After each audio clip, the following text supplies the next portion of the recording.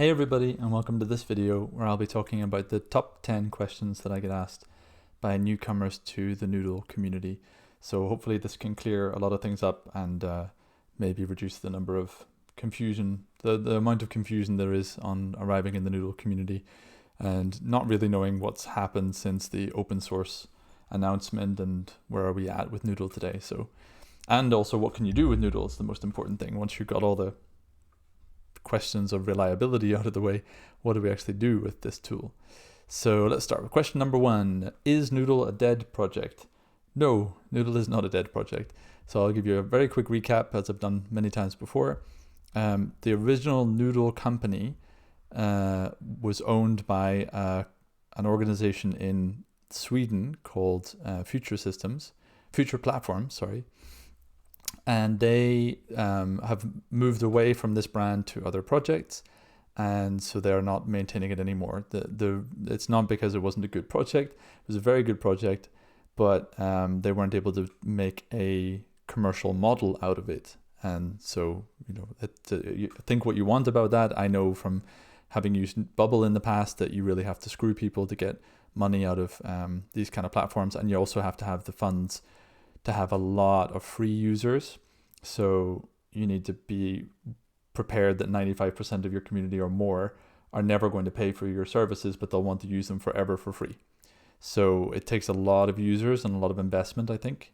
Like Bubble got their 100 million and Flutterflow and etc. It takes a lot of investment to get anywhere with this kind of commercial model, and Noodle tried to do it the right way and couldn't find a way to make enough profit to justify keeping it going. That doesn't mean the tool isn't good. I think the Noodle guys still use the tool today. The ones that I'm still in contact with would say that for some projects they still use it because it's a very fast way of prototyping and building MVPs. And I use it for my job pretty much every day as a full-time developer for clients to create apps, whether they're MVPs or proper production applications. I do a mix of both. So the Noodle repo is still here, the open source project. They open sourced the whole tool, which is amazing. It's super kind, and we'll be forever grateful to the Noodle guys for doing that.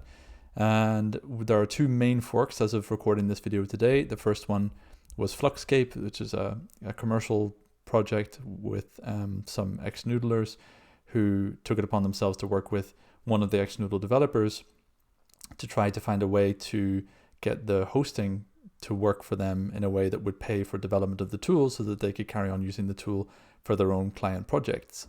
And that seems to be going well so far. Everything, they're making updates and they've been committing a lot.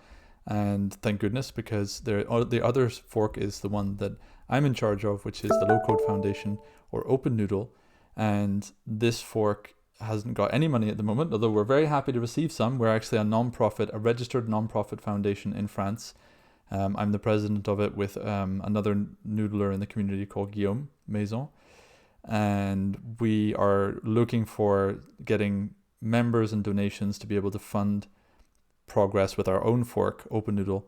All the money that goes to the charity will be spent on Open Noodle as part of our legal requirements as a non-profit registered in France, with this very specific mission statement that we've registered with the French government. So you can be safe in the knowledge, if you want to go and look it up, that we are an official nonprofit. Anyway, so if you want to donate to that, that's great, and then we can get more improvements done to the editor. But at the moment, we're riding off the coattails of Fluxscape and importing whatever great updates that they're doing to their fork, because this is an open source project we can share and share alike. So everything that we do in OpenNoodle will also be available to the public. There is no way that anybody can commercialize fully the access to the editor itself. The editor itself must remain free and public. The code to it must remain free and public. So there is no way to create a paywall to say, to access this editor, you need to pay for a license. That's not possible. We can build tools around the editor. So we can build, for example, backends. We can build a backend integration with OpenNoodle that's paid, but the actual editor itself must remain free. So that's one thing to keep in mind. If you want to do your project on OpenNoodle, Fluxscape, or whatever, you could, for example, fork our repo, OpenNoodle, and keep a copy for yourself so that you know that if one day we go off in a strange direction or Fluxscape goes off in a weird direction and you don't want to follow, you just keep your project on your fork and don't update your fork with the most recent Fluxscape updates. Then you can continue using your version of Fluxscape that works for you for as long as it stays maintainable, or one day your app gets really successful, you pay for a developer to come in and maintain the repository, the editor for you, and do updates that are necessary for your project to keep going and to keep going securely. So no, Noodle is not dead. There are many, many things going on and the community is still alive and it's small, but we'll find out why later in other slides. Can you export the code? So what you'll find when you do a Noodle project is you'll first see the, let's see a little example here. The first thing you'll see is the project folder. So you have a local project folder where you have your editor code. So the code that the editor can interpret to run your project. It's pretty lightweight. It's a project JSON file which contains every reference to every node and every connection that's in there, all the pages, all the connections, that is interpreted by the editor as visual nodes like this. And where did it go? You have modules that you can install, we'll talk about that later, and fonts, and anything else you can add, like an assets folder and put images in there or videos or whatever the hell you want. And everything that you put in here will be deployed into, when you click deploy and you choose your backend, it'll deploy the code to something where it can be run in a browser like this one. So this is one project I'm working on that's being deployed to Vercel. So it still has the same Noodle modules folder, the same fonts folder. I have an assets folder with images in there. But now it has an indexed HTML file, which is very, very small and the same for every project. It just calls the Noodle runtime that's going to convert, which is here, noodle deploy.js. So we're gonna host this somewhere, which we'll see later in the video. And it's going to convert the Noodle bundles, which is your project JSON converted into bundles. I'm not an expert in how this works, by the way. So if I say anything wrong, it's because I probably just don't know. But from what I understand, the Noodle bundles will get converted by the Noodle runtime in the browser into React. So when you open your project in the browser, all you see is the HTML and it's running on React.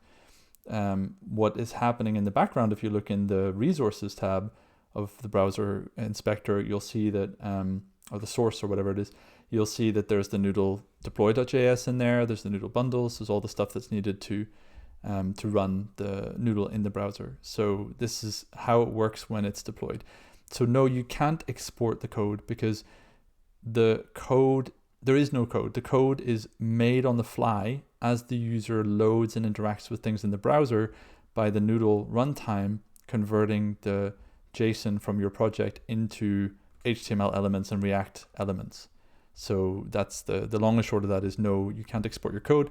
But when you've deployed a Noodle project, if you have your own fork of Noodle, or even not, if you just deploy your Noodle project, that deployment that I just showed you is an autonomous, self-functioning, I don't know the words, I don't speak English very well anymore, entity. This can be deployed anywhere and it will always run. It has no connection with Noodle. It doesn't have to download a Noodle file from somewhere or something like that. Everything that you need to run the app is in this folder. So as long as there's no, maybe there's a security vulnerability with this version of React that appears 2, 3, 5 years down the line, and you have to take account of that because this is based on React 18 and now we're at React whatever. But in theory, this is one self-contained, self-running, that's what I wanted to say, self-running entity that does not require the editor nor anything, open source tools, anything anymore. It is self-contained and you can keep this safe forever and it's yours. So yes, in theory, you are exporting code. You're just not exporting it to TypeScript or whatever, pure React. You're exporting it to a specific Noodle code, but that is code and can just run and is interpreted by browsers because it's based on JavaScript, TypeScript, and React. How does code actually work in Noodle? It's something I've seen a lot of questions about recently. Well, let's have a look. So the best way to do this is, I'm going to show some examples, but the best way to do this is to go to the docs. So we have our own Open Noodle docs. that are accessible from the editor, go to the JavaScript section at the top and go to references and just have a look. And you'll see that Noodle has created a whole bunch of objects, or it's created the Noodle object, and it's created a whole bunch of other objects, if that's what they're called, modules, I can't remember, where you can access things from, for example, let's have a look at object. You can access things from an object. So you can, for example, say Noodle object create, put a bunch of data in there like this. And then afterwards, when you've created it with an ID, then you can ask to see that ID. So you can say Noodle object get ID and then A, for example, and it'll pull the object in. Same thing with variables. There's a Noodle variable system, which is noodle.variables. So why do that? Because it means the way that Noodle works is there's very little in terms of like global code. The global code is sort of expected to be handled by Noodle nodes. So for example, sticking down a variable node declares that variable is a global variable. Otherwise, you're kind of in local function, what do they call that? Block? No, I can't remember. You're in your variables and code are restricted to the scope. That's the word. I'm not a coder, but I get the language sometimes. The scope of the project, of the function node. So everything that happens in here stays in here and doesn't go outside. It can't be accessed from within here. For example, what's in your function node can't be accessed from the script node, for example, because it doesn't allow you to really declare global variables in the same way. Although you can, and what's actually happening here, which we'll look at later, is the function is actually injecting something into the header, into the window, to be able to define a window variable. So we actually could access it from the global scope. So we can actually go into here and type, that's not even showing up, excuse me a second. We can go in here and type window.abcgs, which is the one I just injected into the window to make this work. Oh, by the way, I'll show you how it works. It's pretty cool. Look. No, it doesn't work at all. That's awesome. That's what I wanted. Oh, I know why. Stupid. Okay, on. Ta-da! Look at that. So this is a module called abcgs. We'll look at this later. But it's to have music notation in your app, so you can add notes, view notes. So it's for people who want to learn how to be like composers or piano players, composers, things like that. So I'm working on this for a local project. Anyway, you can see that the module is actually already loaded into the window there. So I can access it. I can take all the methods out of that and use that in my project. That's in the global scope, so I'm allowed to use that in the script node. Then I can say window.abcgs, render abc, and use the methods from that function in my code. So that's how that works. If you want to import things, we'll talk about that in a minute, then that's how that would work.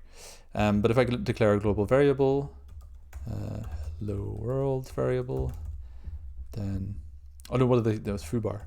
Of course, it should be a foobar variable. And then in here, let's say we set the variable to whatever the note is. So the selected note type is going to be that variable value, half note. And then if I go in here and I type in noodle.variables.foobar, then it comes up with half note. So you see that the Noodle object is kind of replacing the need to do this global declaration thing inside your script. So this is a low code application that's designed to help people like me who don't know anything about coding, who are a bit silly, to do what they need to do. So that is how code works in Noodle, and any regular JavaScript that you could run in a React app can be run through scripts and function nodes in Noodle. Function nodes are very useful if you want to have just one particular scope of function. You can run multiple functions. So this one is actually defining a function within the function and then calling it at the end. They run sort of spontaneously whenever the page loads, unless you connect up a run trigger to it, and then it only runs when the run trigger is triggered. Script nodes are better if you want to do like more complex scripts, multiple inputs and outputs, and also multiple functions, where you want it to maintain the kind of global scope of the function, the like top level scope of the function you want to maintain throughout all of the different calls. So I want to call this thing multiple times, but I only want to call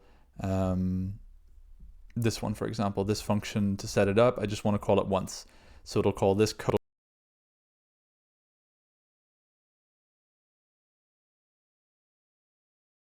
So, or if like they need to intercommunicate, for example, things like that. So just if you need a bit more complex interaction between functions, then the script node is probably the best one, because of the having multiple signal inputs is really useful as well, obviously, for that when you want to run this, for example, adding notes, taking away notes and stuff like that. I'll have to run that with multiple function calls within the same script just to make it easier. Doesn't mean you couldn't run it with functions, but it would probably be wasteful coding because you would be repeating a lot of stuff, I think. So that is code in Noodle.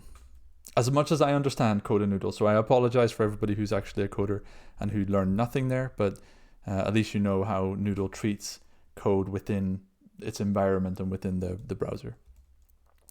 Can you make mobile apps? Heck yeah, you can. And it's actually one of the better ways to make mobile apps I've seen. Just to give a quick example, many no-code editors like Bubble, although I know they're developing their own native system with React Native and whatever, but up until today, I could make fun of them for only having a wrapped version of a mobile app. So you could publish, for example, in a framework I used to use was called WebView Gold. WebView Gold was very useful for publishing any kind of web page, basically publishing a web page. If you want to publish your WordPress app as a mobile app, you package it in a thing called a wrapper, a mobile app wrapper, that would essentially just open the app and load the website. So in Bubble, what it was doing was, it was just the URL of the website. So you would load the app and it would just call that URL and load the data from the URL. So if you don't have an internet connection, you open your Bubble app and nothing happens, right? Now we're coming to the end of that era today. You have things like Flutterflow and whatever, where they can make real mobile apps, and so can Bubble in theory soon. With Noodle, we're somewhere in between. So what we have is, I don't want that here. Go away. No, okay, I'm lost. I don't know how Macs work. What we have in Noodle is a nice integration with Capacitor. I don't know how well integrated it is, but there's a tutorial on YouTube from one of the original Noodlers, Johan, who explains how to set it up in Capacitor. It's pretty easy. And what's cool about it is it's not loading myapp.com. It's not loading ifeelgood.app. It's actually taking the deployed files from your Noodle deployment. So it has the runtime in there, it has the bundles in there. So the app itself already has the front end in it. It does not have to call the front end from anywhere.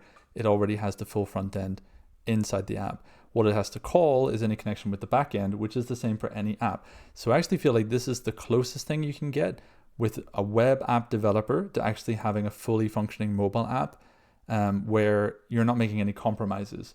It might not have the same ability to interact with native phone functions, but if you're comfortable with coding in Capacitor or using ChatGPT to help you code in Capacitor, I have a feeling you could do as many integrations as you want, because it's Capacitor, the wrapper, that's talking to the phone to get access to the camera, to the file storage, to fingerprint reader, whatever it is that you want to do. And it could pass that through JavaScript in theory into the app that's running inside it.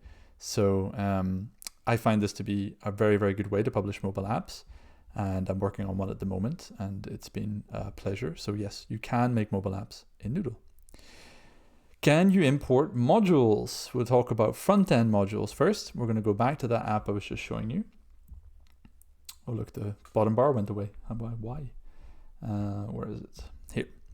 So in this app, what I wanted was to have a external module called abc.js. So what I did was I downloaded the minified JavaScript file that was necessary to run this module, and then we take that script and inject it into the head, I suppose, into the window, and we attach it to the window, and then that means that we can actually access it from within the project from anywhere. So this is really useful when it comes to, for example, working with backends. So I'll just show you another project that will be worthwhile looking at for that. And it also answers the question of how do we integrate with the backend. So we have, where is it? How did I do this? Yeah, so in the head code of this site, I have, yeah, so I have a local script that I've put in my local project folder. Not here. It's not that one. Pocket base prefab, that one. So it's in the source folder. I don't know. I just called it whatever. Pocket base minified JavaScript file. So I call that in. There's another way to do it. I call it in the head code. That's script, and use the head code to declare a global variable, not attaching it to the window, saying that PB is equal to new pocket base. So it means that there's now the pocket base functions are available to me based on this local deployment of pocket base. I think it works. I can't remember. Let's find out. So I've got pocket base. I love pocket base, by the way. Downloaded pocket base. We're going to do that pocket base serve, and then we have a fully running SQLite database with a really nice front-end interface, which if you haven't seen it yet, just to make you a bit jealous, look at that, it's beautiful. Got a cats collection. There we go. If you've seen one of my other videos, you know why I'm doing this. And in Noodle, there is a SDK for Pocket Base, and so that means that we can, if we refresh this, no, PB is not defined, so it's not working at the moment, but in theory that would give us access to check the health of our Pocket Base server. I can't remember why this is not working. Failed little resource not found. Oh, did I move it? Hold on a sec. I'll fix this. You're just gonna have to watch me fix it. So it's source pocketbase umd.js pocket. Oh yeah, it's changed. es.mjs.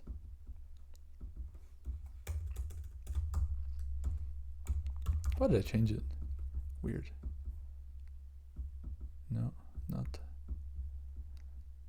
Expected token export. All right, so it's not doing what it's supposed to be doing. But anyway, I'll get back to that another time, and I'll update you all on how that works. I'm in the middle of trying to build a kind of pocket base prefab, like just some examples of how you can do calls to the database and be able to use pocket base more easily within your app. So something to keep an eye on. So yes, you can import modules. Easiest way is to attach them to the window object. I'm trying to do it by just declaring a global variable in the head, and I'll let you know if I make progress on that. But otherwise, just attach it to the window and it'll work fine. Can you use front-end HTML or CSS frameworks? A lot of people ask, like, can I import my Next.js project into Noodle and use it that way? Or can I use Tailwind CSS? Technically speaking, yes, but it requires creating your own module.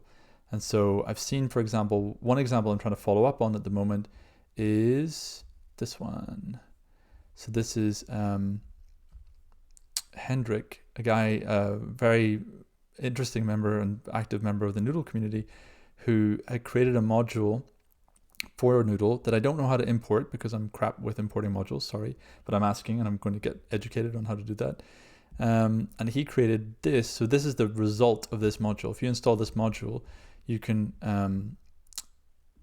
I think it was with the project that you get that as well. I can't remember. He has a project, I think, as well, where you get all this stuff.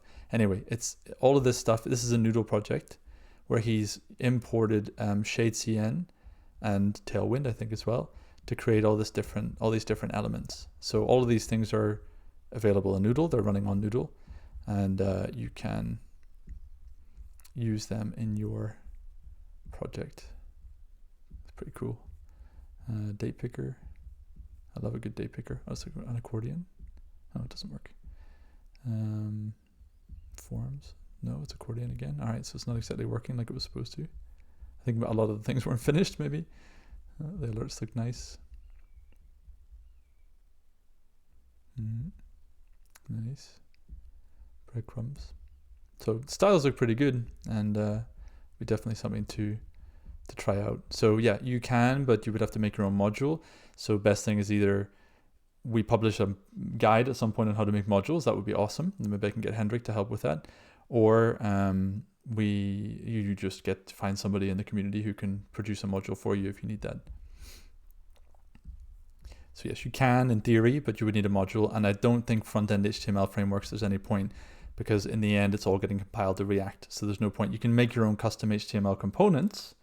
So if you do want to have a specific component in there, no problem. That's again modules that would permit you to do that, but they should really be React components. So they must be React components. So yes, and importing front-end frameworks, not really. You can add your own custom React elements for sure. And CSS frameworks, yes, you can, but you have to make a module for it. Oops. Can I use server-side scripts? The short answer is no, because most people ask this question because they're thinking about the Noodle backend. The original Noodle backend is here, the Noodle cloud service. It's the one that has the native integrations with Noodle. So when you're in Noodle and you see something like new record, create new record, all the cloud data nodes, they actually hook up automatically to a parse backend. So you would need to have something that goes in here where you would have a parse server endpoint, either the Noodle one, this one, with the Noodle cloud service, or your own one running, parse. I've got one, the Better backend that the Low Code Foundation make. We've made a backend called the Better backend, which will answer both questions in a second. And that's just a pure parse server with MongoDB, but you could also use Postgres and a couple of other services just for fun. But the main service is N8N that goes in there as well. That's for server-side functions. So let's get to that in a second. So with the classic backend from Noodle, no, you can't use server-side scripts because you can't import modules because it's running in its own little isolated VM. And so that doesn't work. But with the Better backend or any other kind of backend, of course you can. With the Better backend, like I said, it integrates with the Noodle nodes for cloud functions, for cloud data, not cloud functions. For cloud functions, you would have to use N8N or something similar, but that's what I use is N8N. N8N, if you install the node version from NPM, you can install also whatever other libraries you want and tell N8N through exporting environment variables that you want to use the XLSX module or the whatever SDK module. AWS, for example, I used in one project. So you can install the AWS SDK and then reference that in a code node. So if you're in it's the same thing sort of as what I showed you in Noodle. If you're in the code node and you want to say, const foobar equals AWS dot something, you would need to have AWS imported. So there'll be an import statement in the code and then use it. And the import will only work if it's importing something from the modules that are installed in around that project in Node using NPM. So you can, and I have done, use, I've used AWS, I've used XLSX. You can import your own modules into these server-side scripts and then call the webhook endpoint from your Noodle app to run this. So I actually have a prefab for N8N workflows. It's, where did I put it? I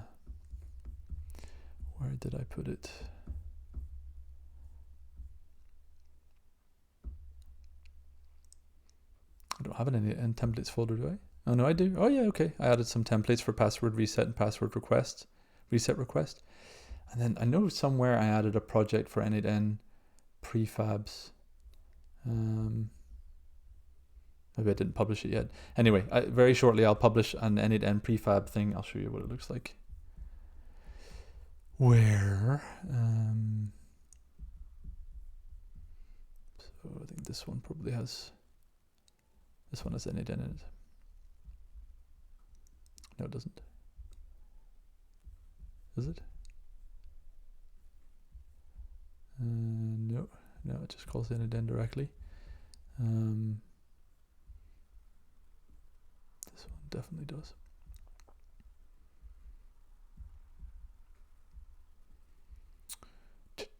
There.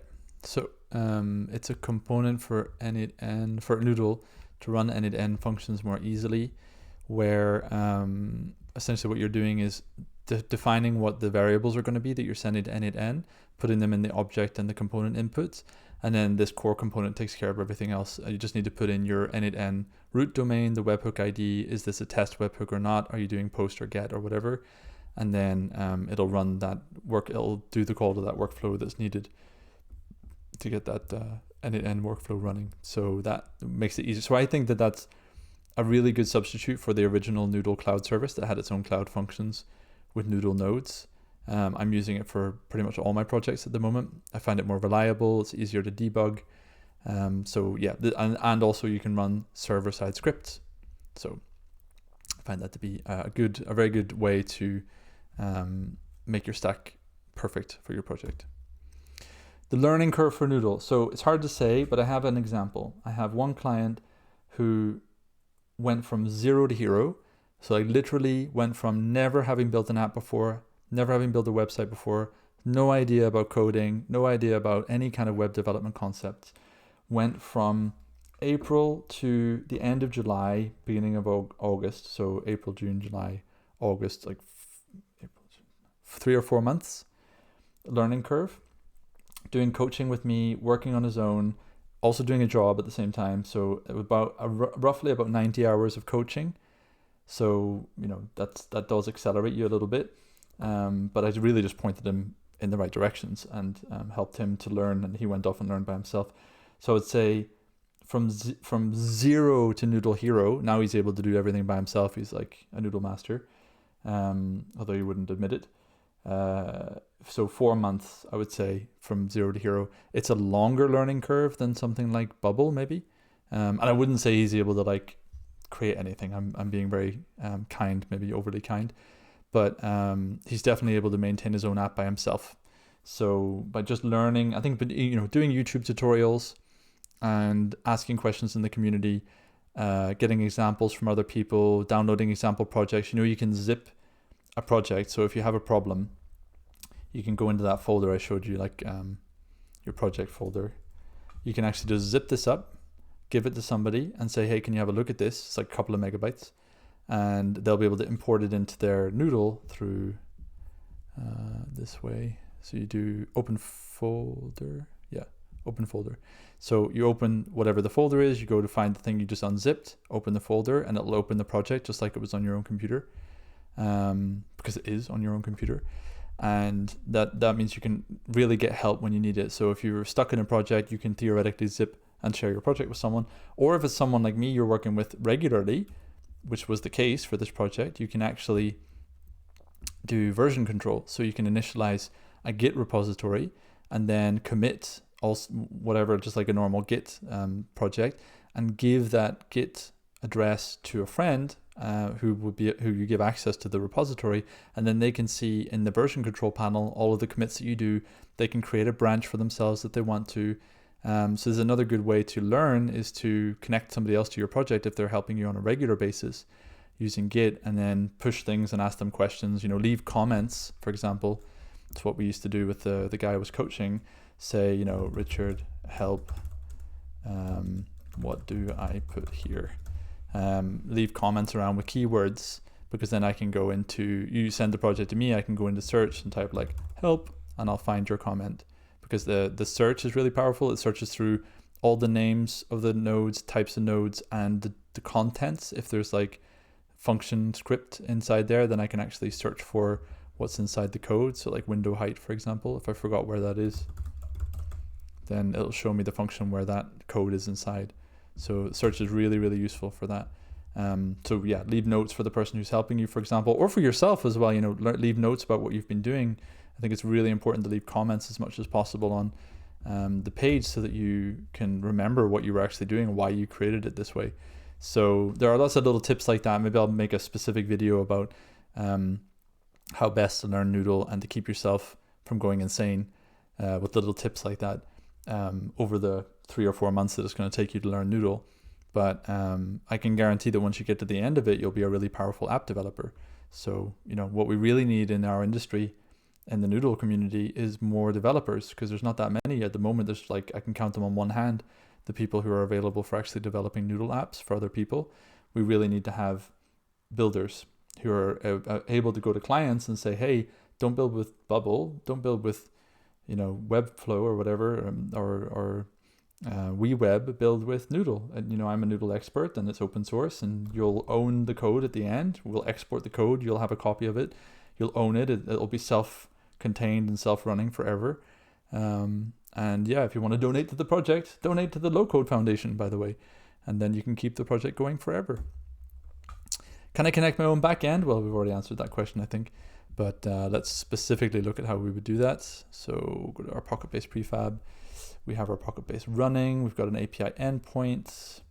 We're gonna say to Noodle AI, can you please call this Pocket-based API endpoint and query the table cats for all cats, please.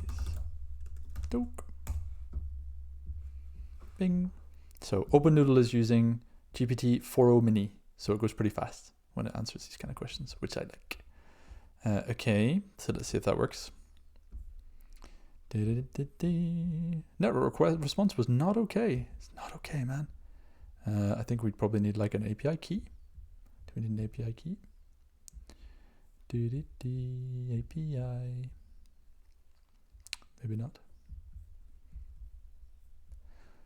Can't remember. Tokens, no. Auth providers, no. File storage, there was something. API key somewhere. Oh, I have to get a token, that's why. Gosh, dang it. Yeah, it was password 0 or something like that. Hold on a second. I'm doing this for fun, sorry, you're coming along with me. Please make an API call to this Pocket-based endpoint to get an API token using the admin auth method. That's what it is in Pocket-based. Using the email richard@digitalbricks.io and password. God, what was it? I think it was password 0 or something like that. Was it? Something like that. Let's try it. And in this, we need to update it to please add an API token into the call. Can I do 2 calls at one time? I've never tried. I don't know if I've actually tried this before. It seems to be doing it pretty well. Your Pocket-based instance.com, right? So I didn't understand that bit. That's okay. Okay, admin auth with password. Okay, is it going to give me the password? No, failed. So it must be, is it 00 maybe? Yep, there we go. So it got API token. So we're going to have an API token output. That's okay, data token. And that's going to go in here. And so we got our auth token from our admin username. Obviously, this is not the way you would do it in your app, by the way. You're not going to be putting like the admin username and password in the code, because everything that's in the project folder for your project is going to be deployed to the front-end browser, and somebody could go in and just have a look through the code if they wanted to and find all your wonderful API keys that you've got stored in here, or just wait and look in the network window and see the API key coming back and what was the username and password used to retrieve it. So, you know, you wouldn't do this. You would probably, either you would use the Noodle integrated backend and you would use the config, and no, in fact, you wouldn't even do that. I think what you would do is use a server-side function which authenticates with Pocket-based, and you wouldn't authenticate with the admin method. You would authenticate with maybe like to query the user base or something like that. You could, but once the user is authenticated with Pocket-based, then you would use the user auth method, and you would get a token that's specific to the current user with their username and password, because otherwise that would be really dangerous. Anyway, did it get it? No, it didn't. So we got that. It's API. Is that the right address? Yes, it is. Cats input API token. So bearer API token. Is that going to get my cats? No, network response was not okay. Not okay, man. Okay, fine. Well, it doesn't work right now. But anyway, that would be the way that you would connect your backend if it worked. You can see anyway, we did get the token, so it does work. It's just that probably the AI doesn't really understand the method with which we do that. Whatever, ChatGPT, give me a quick fix.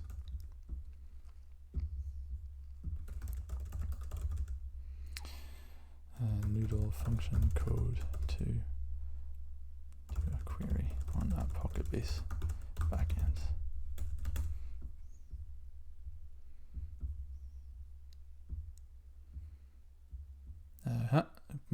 the correct endpoint. There's a few places you could make improvements, like the whole code needs to be rewritten. Thanks. Perfect. It's funny how, by the way, ChatGPT just automatically understands that things like outputs and inputs must be some sort of object that you're using in your code. So I'll just assume that that's the way that you're working. It doesn't try to like translate it into vanilla JavaScript. Cats. Bingo. So yeah, Noodle AI needs a little bit of work, but ChatGPT itself is doing pretty well. So there you go. So you've got all your data that then you feed into a repeater, and then you can have a look at your cats and marvel at them all day long, whatever you want. Cat data items. Boom. There we go. We've integrated your backend with your front end. Now we've got a repeater that's full of cats. Perfect. So what anybody could ever want. How do you host the front end and the back end? You, for the front end, use something like Vercel. It's probably the easiest because it has that continuous integration pipeline thing where you can create a GitHub repo for your project. So I have mine. Where's my repos? So for example, the one that I just showed you, Tagezzer, I have a Vercel folder for that. And then I go into Vercel and I connect this GitHub folder to Vercel. Then anytime I push an update to this GitHub repo, it automatically publishes to tagezzer.com thanks to Vercel. Vercel detects when GitHub has got a new commit on the main branch, and then it publishes whatever that is to the website that you've got. And it's really easy to set up custom domain names. For the moment, I have never had enough traffic to ever pay for anything on Vercel, so I'd recommend it just because it's free. In terms of backends, it depends on your backend. Like Pocketbase, you could host it anywhere there's an Ubuntu server or whatever. So it could be Azure, it could be Google Cloud, it could be your own hosting provider, whatever. For the Noodle backend, it would be anywhere you want. You can run Docker because it can run pretty easily in Docker. Or there's public images for it on AWS and GCP, I think.